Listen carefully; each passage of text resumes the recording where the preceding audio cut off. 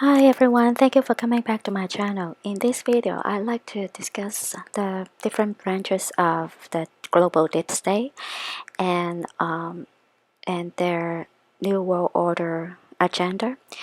Okay, let's get started. The next cataclysm, like Noah's 6,500 years ago, like Adam and Eve's 11,500 years ago, these two will come to pass. With a rumble so low as to be inaudible, growing, throbbing, then foaming into a thundering roar. The earthquake starts, only it's not like any earthquake in recorded history. In California, the mountains shake like ferns in a breeze, and the mighty Pacific rears back and piles up into a mountain of water more than 2 miles high, then starts its race eastward.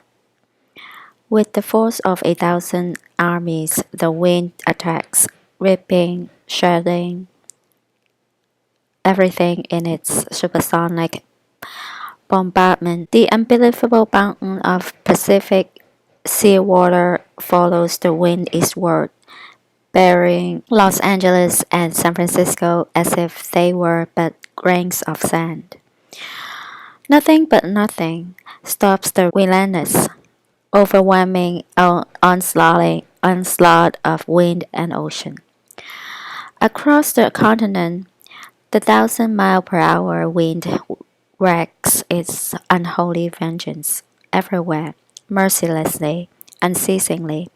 Every living thing is ripped into shreds while being blown across the countryside. And the earthquake leaves no place untouched. In many places, the Earth's molten sublayer breaks through and spreads a sea of white-hot liquid fire to add to the Holocaust.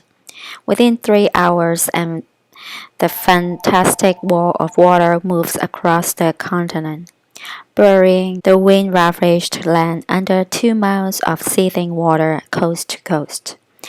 In a fraction of a day, all vestiges of civilization are gone. And the great cities, Los Angeles, San Francisco, Chicago, Dallas, New York, are nothing but legends. Barely a stone is left where millions walked just a few hours before.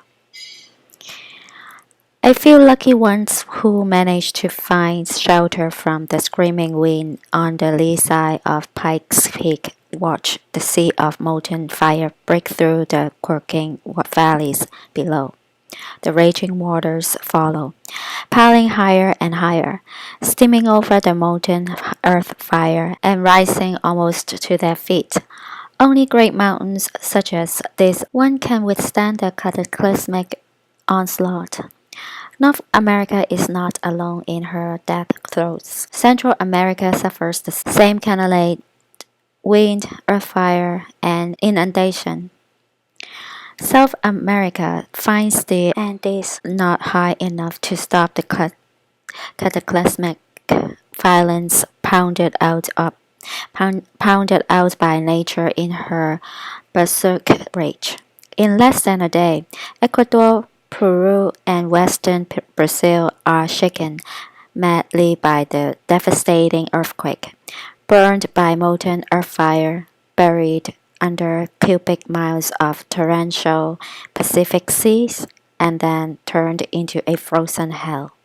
Everything freezes. Man, beast, plant, and mud are all rock hard in less than 4 hours. Europe cannot escape the onslaught. The raging Atlantic piles higher and higher upon itself. Following the screeching wind eastward, the Alps, Pyrenees, Urals, and Scandinavian mountains are shaken and heaved even higher before the wall of water strikes. Western Africa and the sands of the Sahara vanish in nature's wrath. Under savage attack by wind and ocean. The area bounded by the Congo, South Africa, and Kenya suffers only severe earthquakes and winds, no inundation. Survivors there marvel at the sun, standing still in the sky for nearly half a day. Eastern Siberia and the Orient suffer a strange fate indeed, as though a giant subterranean cipher sweeps away the earth's foundations, accompanied by the wind in its screaming symphony of supersonic death and destruction. As the Arctic basin leaves its polar home, Eastern Siberia, Manchuria, China, and Burma are subjected to the same annihilation as South America.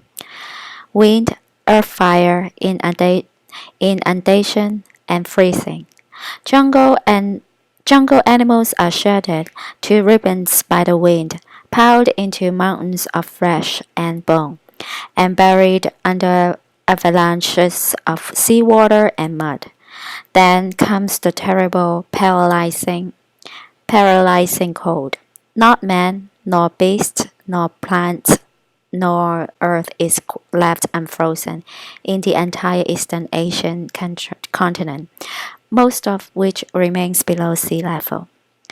East of the Urals, in western Siberia, a few lucky people survive the fantastic winds and quakes. Antarctica and Greenland, with their ice caps, now rotate around the Earth in the torrid zone, and the fury of wind and inundation marches on for 6 days and nights. During the sixth day, the oceans start to settle in their new homes, running off the high grounds. On the seventh day, the horrendous rampage is over. The Arctic Ice Age is ended, and a new Stone Age begins. The oceans, the great homogenizers, have laid down another deep layer of mud over the existing strata in the Great Plains, as exposed in the Grand Canyon, Painted Desert, and Badlands. The Bay of Bengal Basin, just east of India, is now at the North Pole, and the Pacific Ocean, just west of Peru, is at the South Pole. Greenland and Antarctica, now rotating equatorially in the torrid zone, find their ice caps dissolving madly in the tropical heat. Massive walls of water and ice surge toward the oceans, taking everything from mountains to plains in gushing, heaving paths, creating immense seasonal moraine. In less than 25 years, the ice caps are gone, and the oceans around the earth rise over 200 feet with the newfound water. The torrid zone will be shrouded in a fog for generations from the enormous amounts of moisture poured into the atmosphere by the melting ice caps. New ice caps begin to form in the new polar areas. Greenland and Antarctica emerge with verdant tropical foliage.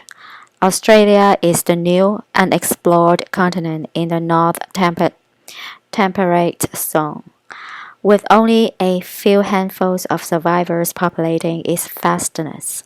New York lies at the bottom of the Atlantic, shattered, melted by earth fire, and covered by unbelievable amounts of mud. Of San Francisco and Los Angeles, not a trace is left. Egypt emerges from its Mediterranean inundation new and higher, still the land of the ages. The commonplace of our time becomes the mysterious bugbear of the new era. A new era, yes, the Cataclysm has done its work well. The greatest population regulator of all does once more for man what he refuses to do for himself, and drives the pitiful few who survive into a new Stone Age. Once more, the earth has shifted its 60-mile thick shell. with the poles moving almost to the equator in a fraction of a day. Again, the atmosphere and oceans refusing to change direction with the Earth's shell have wiped out almost all life. After this tumble, we join Noah, Adam and Eve, Atlantis, Mu, and Olympus, and Jesus joins Osiris, Tahora, Zeus, and Vishnu. Club of Rome. This group was organized in 1968 by the Morgenthau Group for the purpose of accelerating the plans to have the New World Order in place by the year 2000. The Club of Rome developed a plan to divide the world into 10 regions or kingdoms. The Club of Rome meeting in Salzburg, 1972. The Club of Rome, the prestigious think tank founded in 1968, is for the first time meeting in the Dutch capital, Amsterdam. Key guest is former Russian President Mikhail Gorbachev, who is to speak on Monday.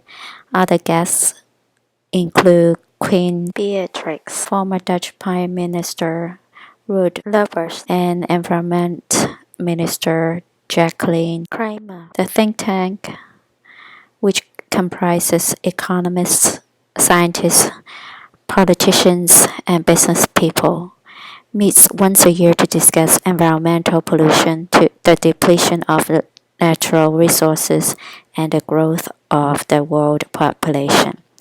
As pointed out by an astute reader, the man fifth from the left is the Prime Minister of Canada, Joseph Philippe Pierre Elliott Trudeau, fifth one from the left. In 1976, the United States Association of the Club of Rome was formed for the purpose of shutting down the U.S. economy gradually. The Technotronic era, Henry Kissinger was then and still is an important agent in the service of the Royal Institute for International Affairs, a member of the Club of Rome and the Council of Foreign Relations. Kissinger's role in destabilizing the United States by means of 3 wars, the Middle East, Korea, and Vietnam, is well known, as is his role in the Gulf War, in which the U.S. Army acted as mercenaries for the Committee of 300 in bringing Kuwait back under its control and at the same time making an example out of Iraq so that other small nations would not be tempted to work out their own destiny. The Club of Rome, acting on Committee of 300 orders to eliminate General Al-Haq, had no compunction in sacrificing the lives of a number of U.S. servicemen on board the flight, including a U.S. Army Defense Intelligence Agency group headed by Brigadier General Haber Wilson. General Al-Haq had been warned by the Turkish Secret Service not to travel by plane, as he was targeted for a mid-air bombing. With this in mind, Al-Haq took the United States team with him as an insurance policy, as he commanded to his inner circle advisors. Club of Rome and its financiers under the title of the German Marshall Fund were 2 highly organized conspirational bodies operating under cover of the North Atlantic Treaty Organization, NATO, and that the majority of the Club of Rome executives were drawn from NATO.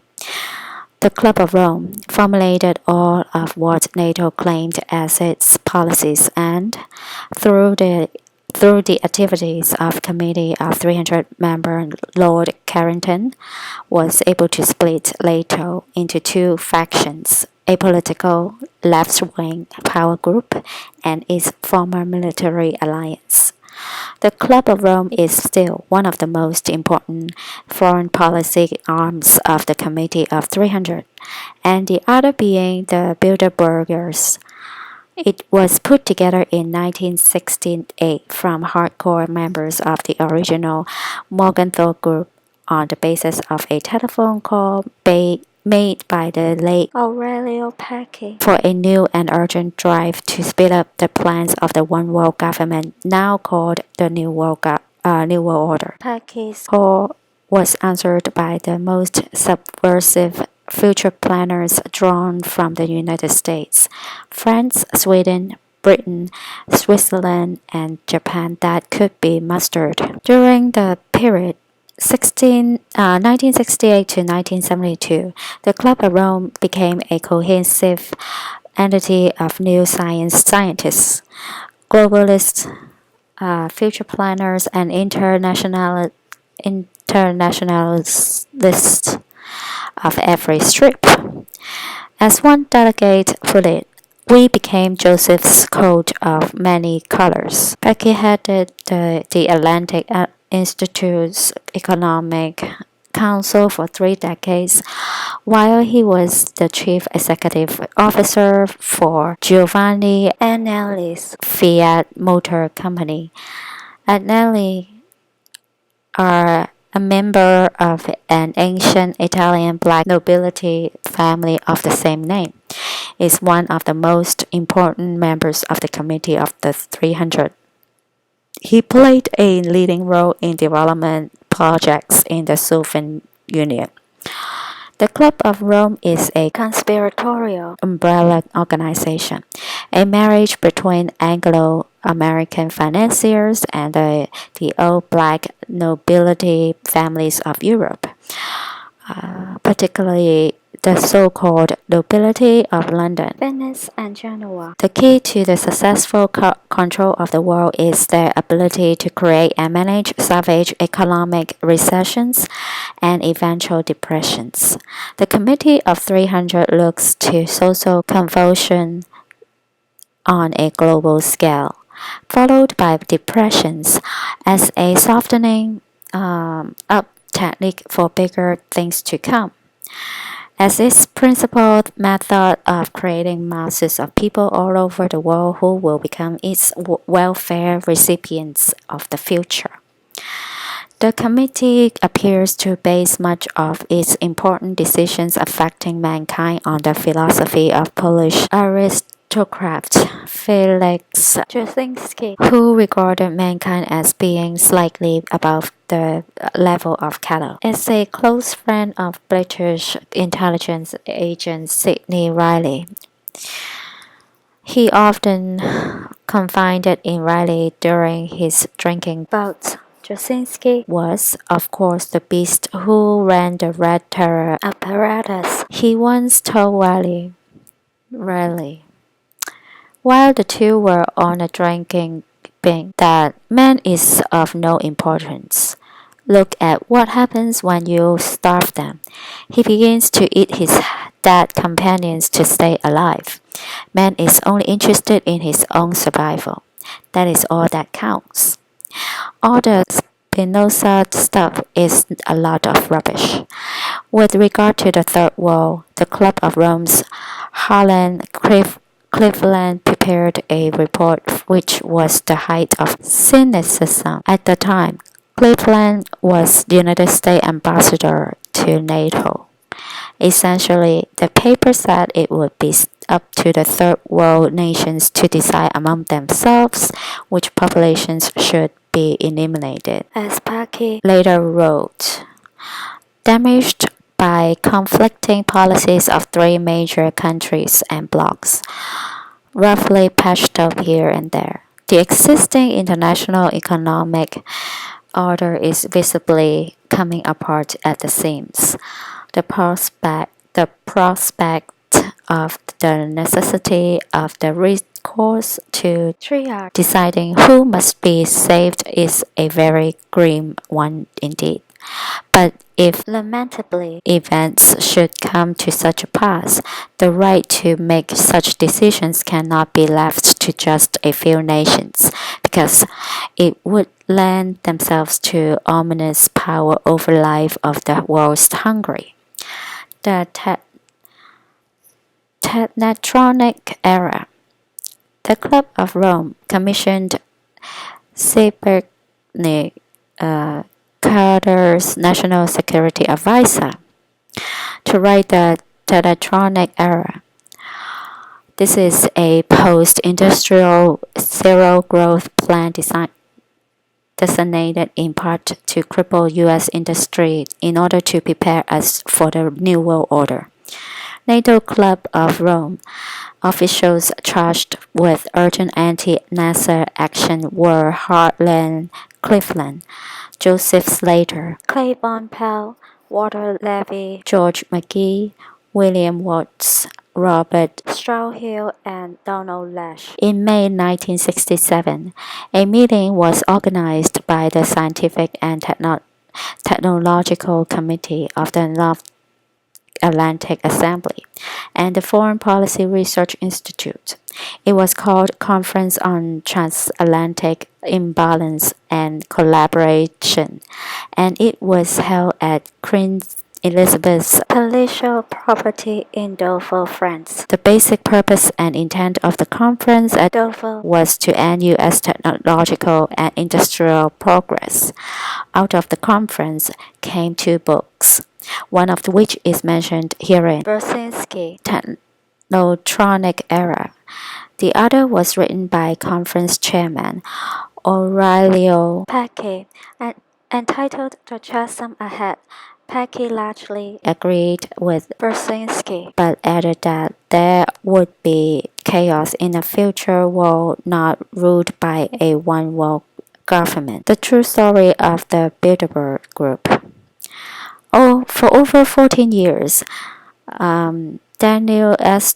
Tulin has investigated and researched the Bilderberg Group's far-reaching influence on business and finance, global politics, war and peace, and control of the world's resources and its money. His book, The True Story of the Bilderberg Group, was published in year 2005 and is now updated in a new year 2009 edition. He states that in 1954, the most powerful man in the world met for the first time in Oosterbeek, Netherlands, debated the future of the world, and decided to meet annually in secret.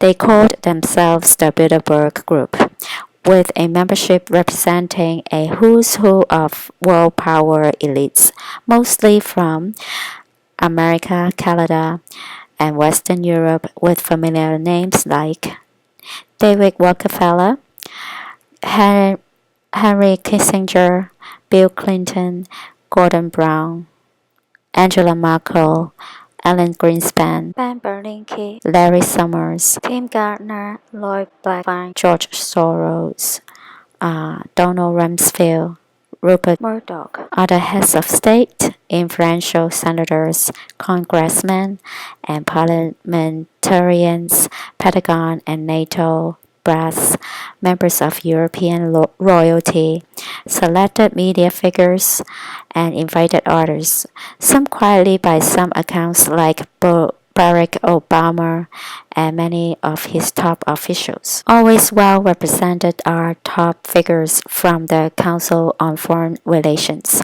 IMF, World Bank, Trilateral Commission, EU, and powerful central bankers from the Federal Reserve, the ECB's Jean-Claude Trichet, and Bank of England Mervyn's King. For over half a century, no agenda or discussion topics became public, nor is any press coverage allowed it.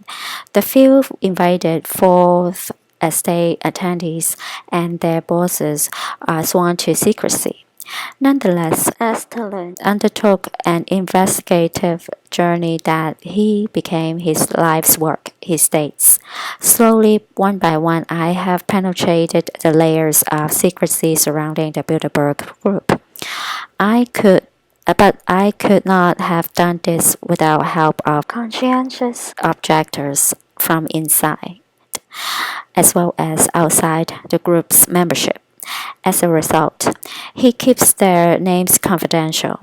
Whatever his early mission, the group is now a shadow world government, threatening to take away our rights to direct our own destinies, or by creating a disturbing reality, are very harming the public's welfare.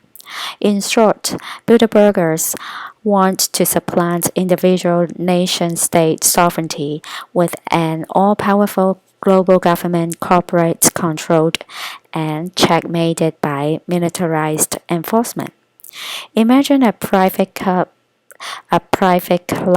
where presidents, prime ministers, international bankers, and generals rub shoulders, where gracious royal chaperons ensures everyone gets along, and where the people running the wars, markets, and Europe and America say what they never dare say in public. Here's the Bilderberg Group network. You can take a look with all the big brand names.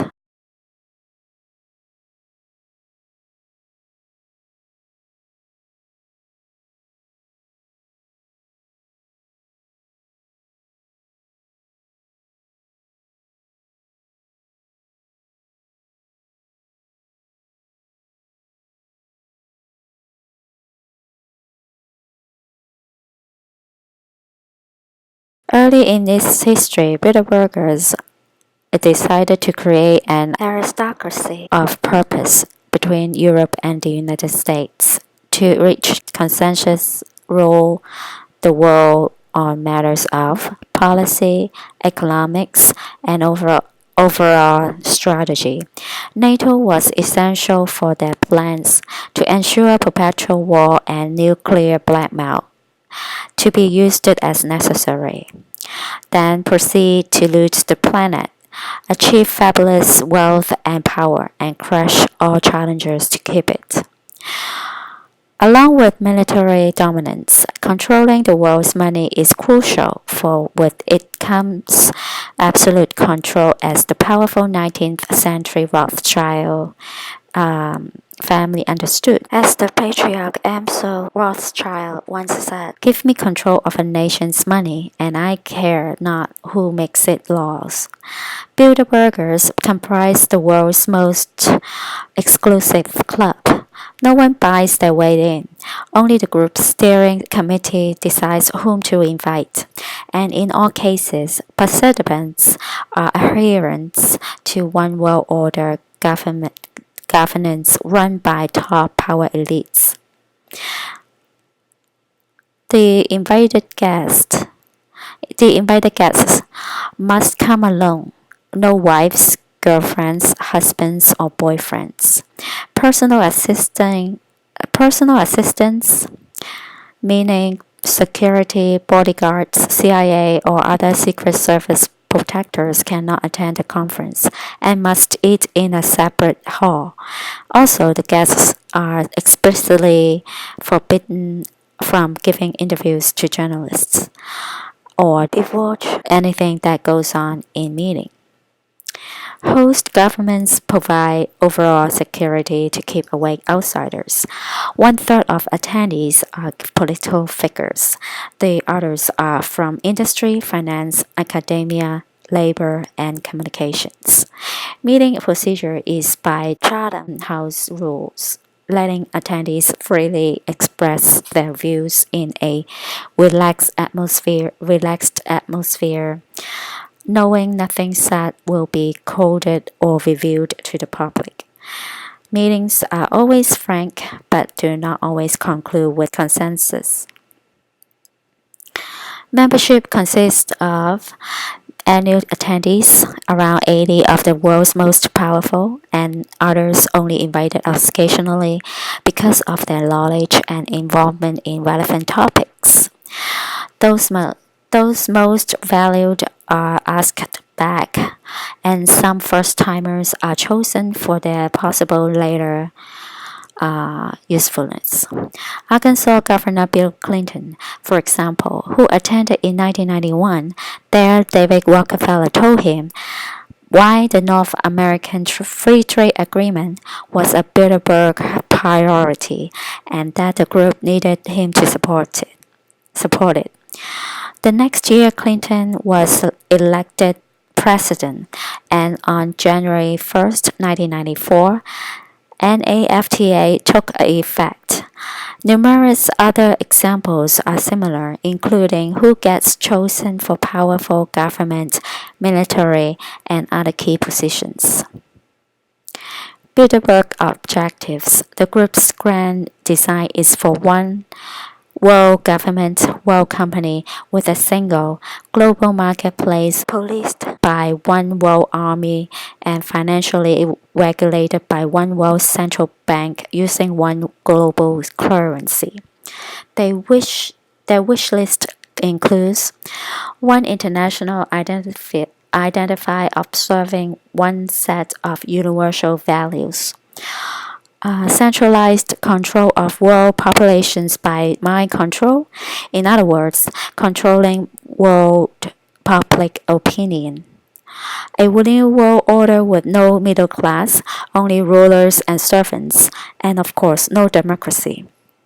A zero growth society without prosperity or progress, only greater wealth and power for the rulers. Manufactured crisis and perpetual wars. Absolute control of education to program the public mind and train those chosen for various roles.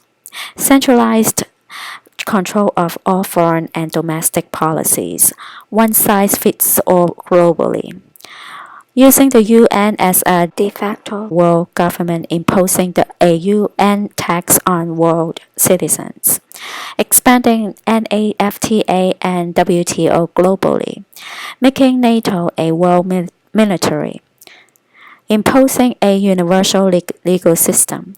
And global welfare state where obedient slaves will be rewarded and nonconformists targeted for extermination. Secret Bilderberg partners. In the U.S., the Council on Foreign Relations (CFR) is dominant. One of its 1921 founders, Edward Mandell House, was Woodrow Wilson's chief advisor and rumored at the time to be the nation's real power from 1913 to 1921. On his watch, the Federal Reserve Act passed in December 1913, giving money creation power to bankers, and the 16th Amendment was ratified in February, creating the federal income tax to provide a revenue stream to pay for government debt service. This is Henry Kissinger arrives at the Bilderberg conference in year 2012. From its beginnings, CFR was committed to one world government based on a centralized global financing system. Today, CFR has thousands of influential members, including important ones in the corporate media, but keeps a low public profile, especially regarding its real agenda. Historian Arthur Schlesinger Jr. called it a front organization for the heart of the American establishment. It meets privately and only publishes what it wishes the public to know. Its members are only Americans. The Trilateral Commission is a similar group that brings together global power brokers, founded by David Rockefeller. He's also a leading Bilderberger and CFR chairman emeritus organizations he continues to finance and support. Their past and current members reflect their power. Nearly all presidential candidates of both parties, leading senators and congressmen, key members of the Fourth Estate and their bosses, and top officials of FBI, CIA, NSA, defense establishment, and other leading government agencies, including state, commerce, the judiciary, and treasury. For its part, CFR has served as a virtual employment agency for the federal government under both Democrats and Republicans, whoever occupies the White House. CFR's power and agenda have been unchanged since its 1921 founding. It advocates a global superstate with America and other nations sacrificing their sovereignty to a central power. CFR founder Paul Warburg was a member of Roosevelt's Brain Trust. In 1950, his son James told the Senate Foreign Relations Committee, "We shall have world government whether or not you like it, by conquest or consent." Later at the 1992 Bilderberg Group meeting, Henry Kissinger said, "Today, Americans would be outraged if UN troops entered Los Angeles to restore order. Tomorrow, they will be grateful.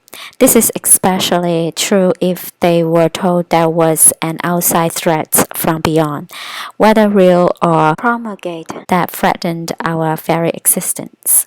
It is then that all people of the world will plead with world leaders to deliver them from this evil. Individual rights will be willingly relinquished for the guarantee of their well-being granted to them by their world government."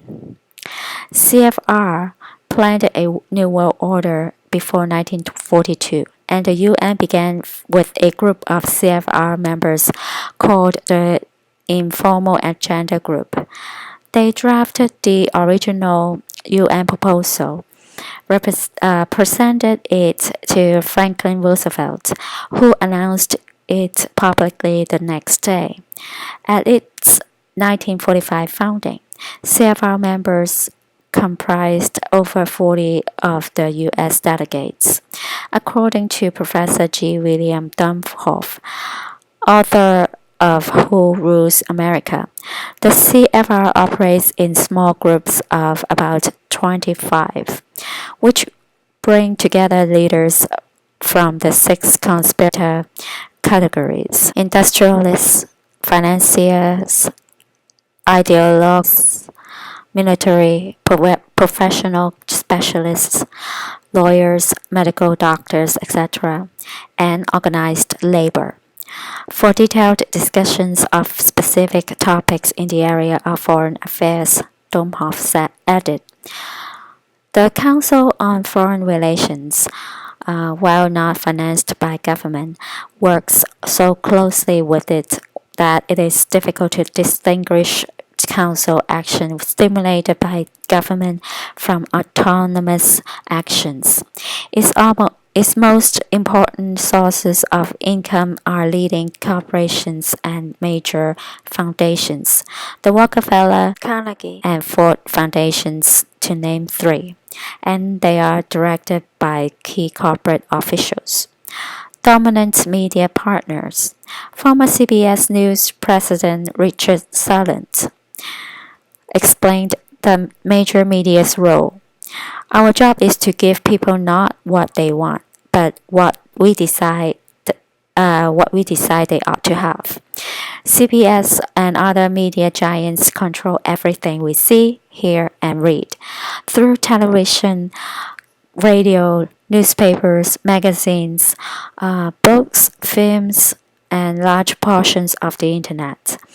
Their top officials and some journalists attend Bilderberg meetings on condition they report nothing. The Rockefeller family wields enormous power, even though its reigning patriarch David will be 94 on June 12 and surely near the end of his dominance.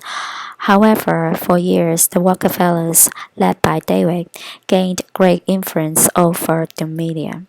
With it, the family gained sway over public opinion. With the pulse of public opinion, they gained deep influence in politics. And with this politics of subtle corruption, they are taking control of the nation and now aim for total world domination. The Bilderberger Rockefeller scheme is to make their views so appealing that they become public policy, pressure world leaders into submitting to the leads of the masters of the universe. The free world press is their instrument to disseminate agreed upon propaganda. CFR, Cabinet Control. The National Security Act of 1947 established the Office of Secretary of Defense. Since then, 14 DoD secretaries have been CFR members. Since 1940, every Secretary of State except James Burns has been a CFR member and or Trilateral Commission 1. For the past 80 years, virtually every key U.S. national security and foreign policy advisor has been a CFR member. Nearly all top generals and admirals have been CFR members. Many presidential candidates were or are CFR members, including Herbert Hoover, Adlai Stevenson, Dwight Eisenhower, John Kennedy, Richard Nixon, Gerald Ford, Jimmy Carter, George W. Bush, Bill Clinton, John Kerry, and John McCain. Numerous CIA directors were or are several members, including Richard Helms, James Schlesinger, William Casey, William Webster, Robert Gates, James Woolsey, John Deutsch, George Tenet, Porter Goss, Michael Hayden, Leon Panetta. So this is the emblem of Council on Foreign Relations. That's a horse. Now I'm wondering if the pale horse is represented by this. The pale horse in the Fourth Horseman maybe is referring to this.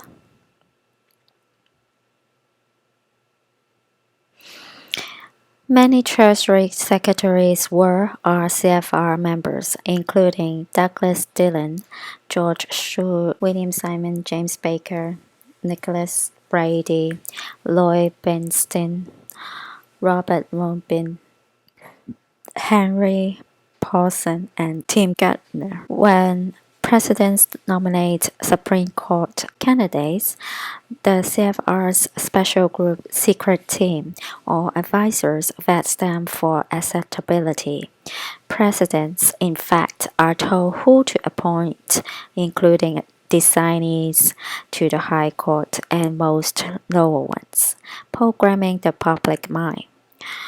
According to sociologist Hartley Cantrell, in his 1967 book, The Human Dimension, Experiences in Policy Research, government psycho-political operations are propaganda campaigns designated to create perpetual tension and to manipulate different groups of people to accept the particular climate of opinion the CFR seeks to achieve in the world. Canadian writer Ken Adake added, "What most Americans believe to be public opinion is in reality carefully crafted and scripted propaganda designated to elicit a desired behavioral response from the public. And noted Australian academic and activist Alex Carey explained that the three most important 20th century developments are the growth of democracy, the growth of corporate power, and the growth of corporate propaganda as a means of protecting corporate power against democracy. Web of control. Numerous think tanks, foundations, and major media and other key organizations are staffed with CFR members. Most of its live members also belong to the TC and Bilderberg Group, operate secretly, and wield enormous power over U.S. and world affairs. On page 405 of his memoirs, David Rockefeller wrote, "Some even believe we are part of a secret cabal working against the best interests of the United States, characterizing my family and me as internationalists and conspiring with others around the world to build a more integral global political and economic structure, one world, if you will. If that's the charge, I stand guilty and I am proud of it." In alliance with Bilderbergers, the TC also plays a vital role in the New World Order scheme to use wealth concentrated in the hands of the few to exert world control. TC members share common views and all relate to total unchallengeable global dominance. Founded in 1973 and headquartered in Washington, its powerful US, EU, and East Asian members seek its operative founding goal, a new international economic order, now simply a new world order, run by global elites from these three parts of the world with lesser members admitted from other countries. According to TC website, each regional group has a chairman and deputy chairman who all together constitute the leadership of the committee. The executive committee draws together a further 36 individuals from the wider membership, proportionately representing the US, EU, and East Asia in its early years, now enlarged to be broadly global. Committee members meet several times annually to discuss and coordinate their work.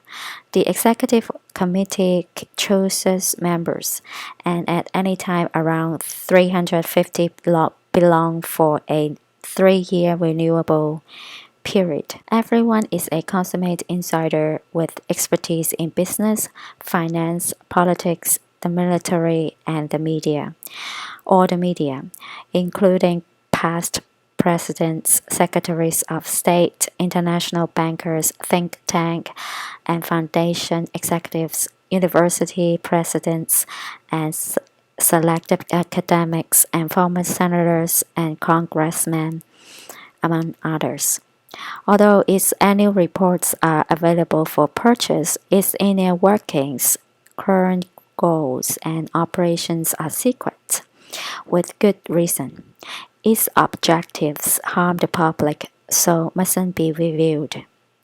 Trilaterals over Washington author Anthony Sutton wrote, "This group of private citizens is precisely organized in a manner that ensures its collective views have significant impact on public policy." In her book, Trilateralism, the Trilateral Commission and Elite Planning for World Management, Holly Sklar wrote, "Powerful figures in America, Europe, and East Asia, led The rich safeguard the interests of Western capitalism in an explosive world, probably by discouraging protectionism, nationalism, or any response that will pit the elites of one against the elites of another in their common quest for global dominance. So that's why the deep state tried to assassinate President Trump, because President Trump is all for nationalism, and he is planning on taking down the whole deep state network worldwide. People, governments, and economies of all nations must serve the needs of multinational banks and corporations. The Constitution is inadequate. The old-fashioned framework of international politics, with their sphere of influence, the fiction of sovereignty, is clearly no longer compatible with reality. TC today is now global, with members from countries as diverse as Argentina, Ukraine, Israel, Jordan, Brazil, Turkey, China, and Russia. In his Trilaterals over America, Anthony Sutton believes that TC's aim is to collaborate with Bilderbergers and CFR in establishing public policy objectives to be implemented by governments worldwide. He added that trilateralists have rejected the U.S. Constitution and the democratic political process. In fact, TC was established to counter a crisis in democracy, too much of it that had to be contained. An official TC report was fearful about the increased popular participation in and control over established social, political, and economic institutions, and especially a reaction against the concentration of power of Congress and of state and local government. To address this, media control was essential to exert restraint on what newspapers may publish and TV and radio broadcast. Then, according to Richard Gardner, in the July 1974 issue of Foreign Affairs, CFR's leadership must make an end run around national sovereignty, eroding it piece by piece until the very notion disappears from public discourse. Bilderberg, CFR, trilateralist success depends on finding a way to get us to surrender our liberties in the name of some common threat or crisis.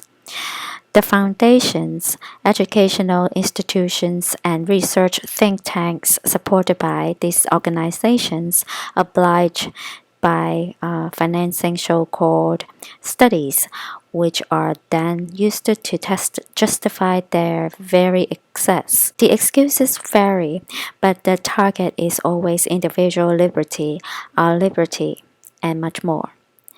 Bilderbergers, trilateralists, and CFR members want an all-encompassing monopoly over government, money, industry, property that's self-perpetuating and eternal.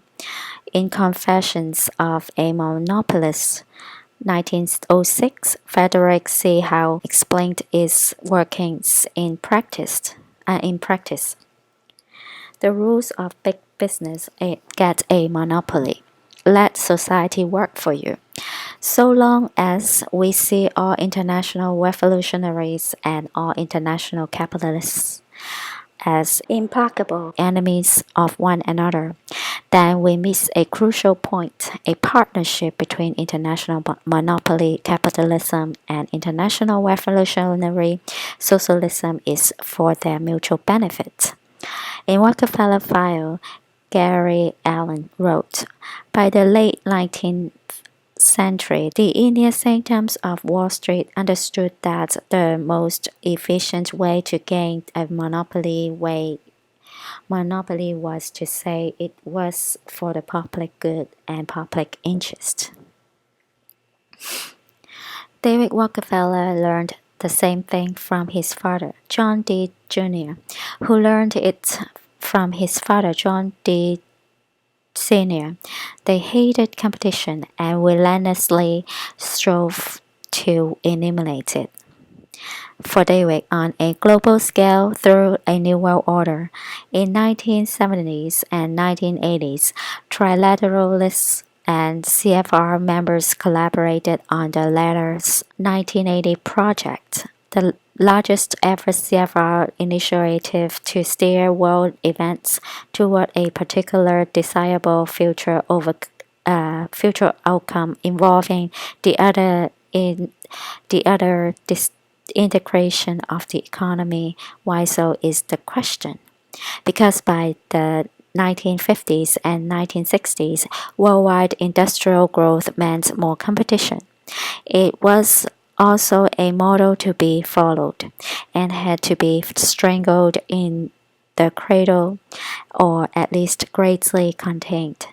In America as well, beginning in the 1980s, the result has been a transfer of wealth from the poor to the rich, shrinkage of the middle class, and plan for its eventual demise. The North American Union. The idea emerged during the Reagan administration in the early 1980s. David Rockefeller, George Soros, and Paul Walker told the president that Canada and America could be politically and economically merged over the next 15 years, except for one problem: French-speaking Quebec.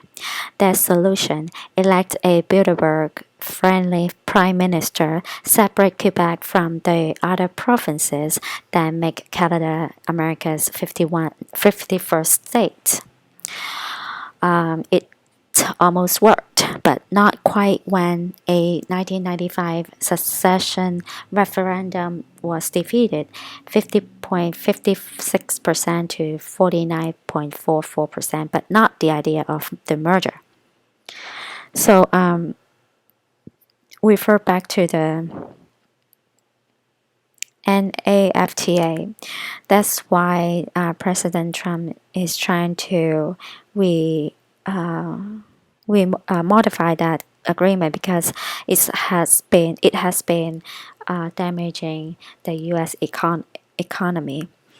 That's all about the deep state trying to destroy America. So this is Federal Reserve System Chairman Ben Bernanke arrives at Bilderberger. At a March 23rd, year 2005, Waco, Texas meeting attended by George Bush, Mexico's Vincent Fox, and Canada's Paul Martin. The Security and the Prosperity Partnership was launched, also known as the North American Union. It was a secretive, independent task force of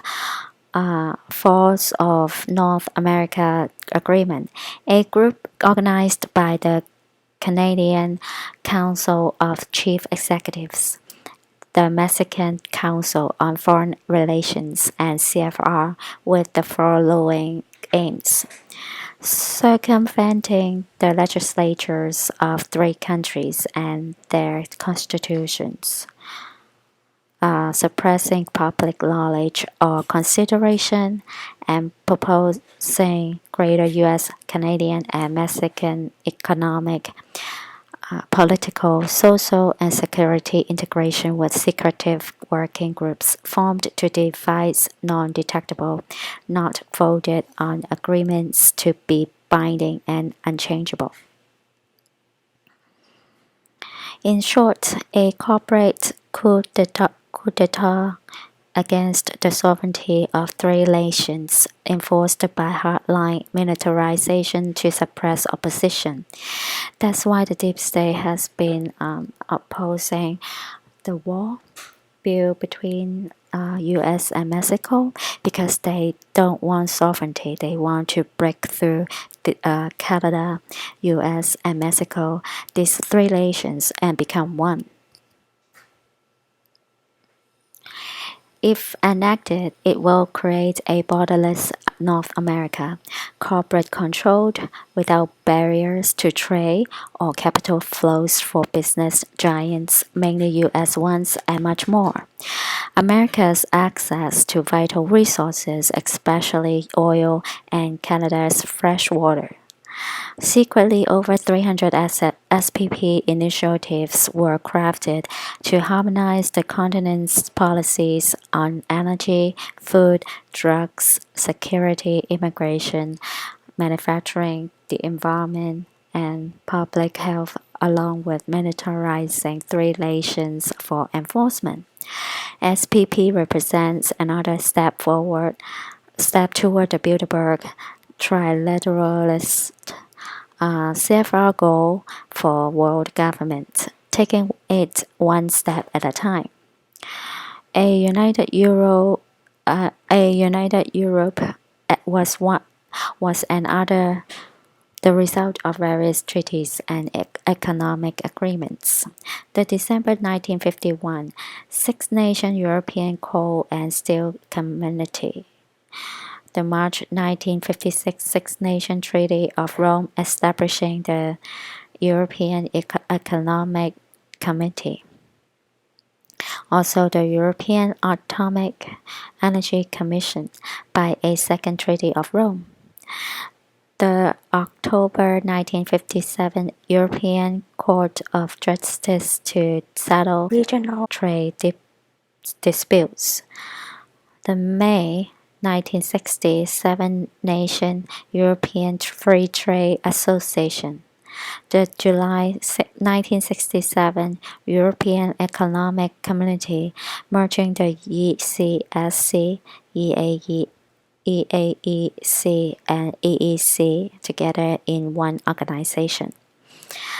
The 1968 European Customs Union to abolish duties and establish uniform imports taxing among EEC nations. The 1978 European Currency Unit. The February 1986 Single European Act revision of the 1957 Treaty of Rome. It established the objective of forming a common market by December 31st, 1992. The February 1992 Maastricht Treaty creating the EU on November 1st, 1993, and the name Euro was adopted in December 1995. It was introduced in January 1999, replacing the European Currency Unit. Euros began circulating on January 2002. They are now the official currency of 16 of 27 EU states. Over half a century, the above steps cost EU members their sovereignty, as some 70 to 80% of the laws passed in Europe involve just rubber stamping of regulations already written by nameless bureaucrats in working groups in Brussels or Luxembourg. The EU and NAU share common features. Advocacy from an influential spokesperson, and economic and later political union, hardline security, and for Europe, ending wars on the continent between EU member states, establishment of a collective consciousness in place of nationalism, the blurring of borders, and creation of a supra-government, a super state, secretive arrangements to mask real objectives, and the creation of a common currency and eventual global one. Steps toward a North American Union.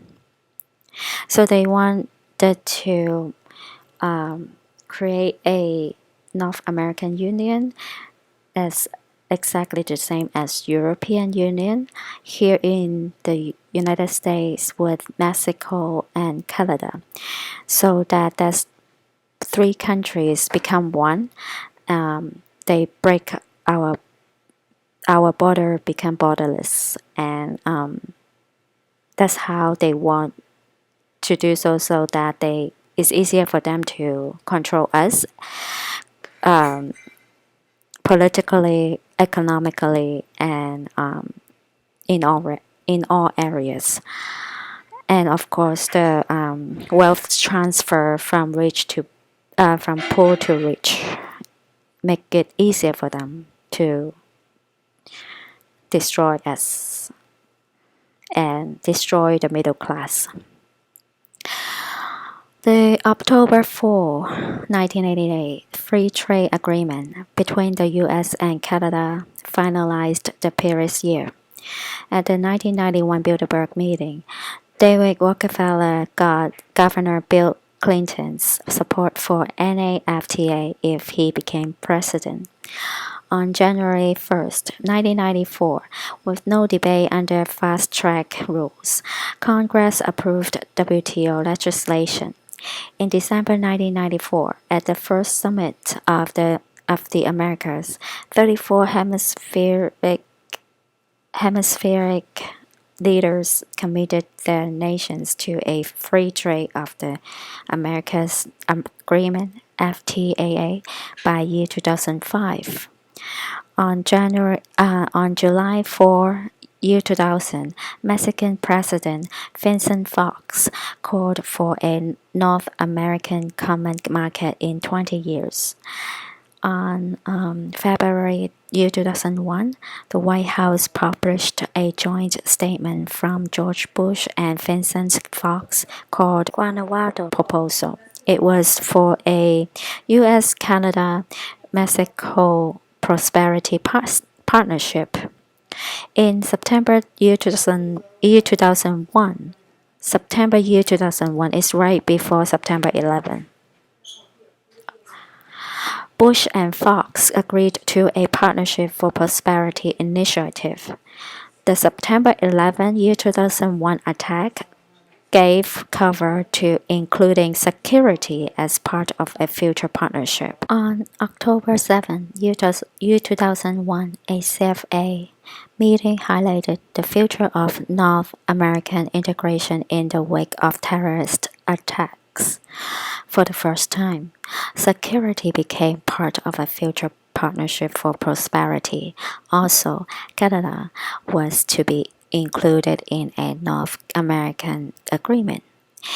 In year 2002, the North American Forum on Integration was established in Montreal to address the issues raised by North American integration, as well as identify new ideas and strategies to reinforce the North American region. In January year 2003, the Canadian Council of Chief Executives launched the North American Security and Prosperity Initiative, calling for continental integration.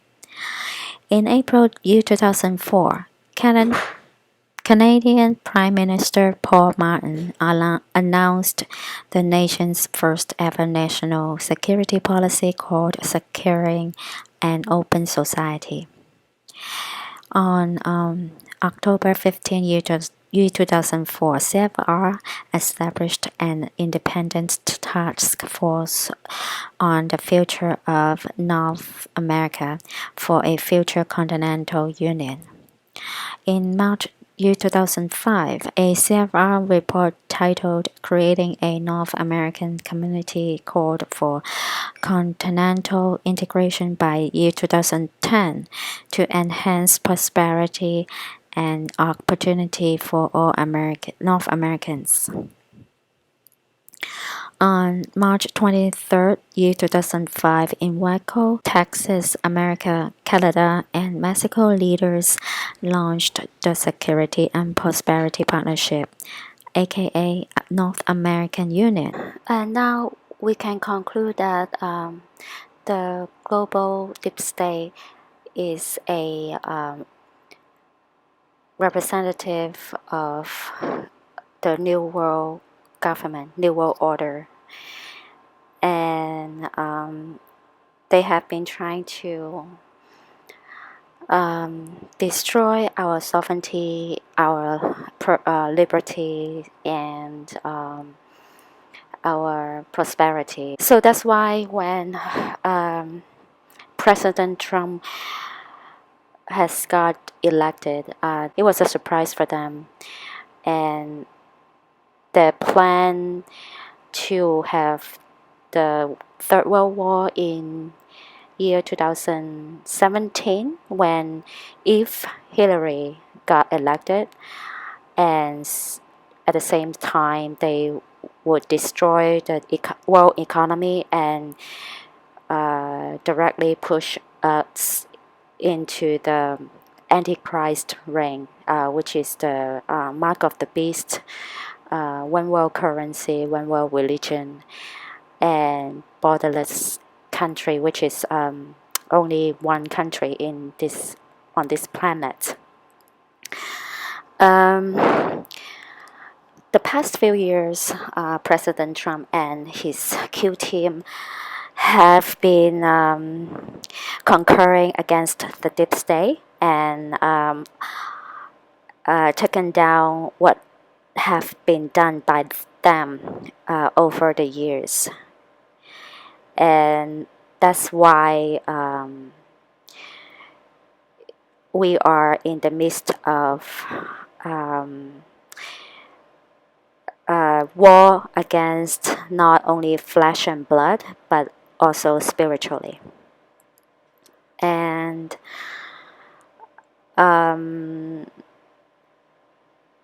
so the past week, over a week, past week or two, I have been asking the Father, our God, that to give me some indication on where we are at, like, and also when is the rapture, if it's close at hand, or if it will take a little bit longer. But surprisingly, I didn't get any confirmation or any signs. But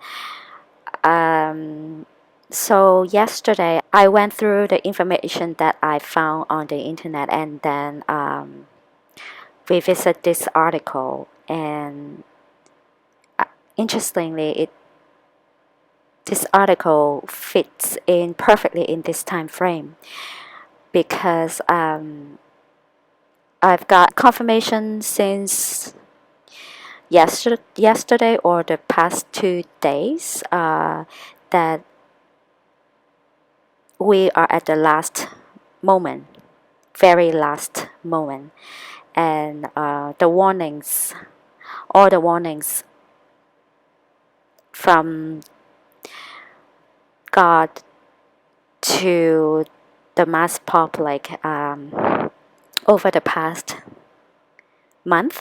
I think this is the end, and of course, we still need to look up every single day, pay attention to when is the rapture, and I've got another confirmation from brother in Christ. I will list his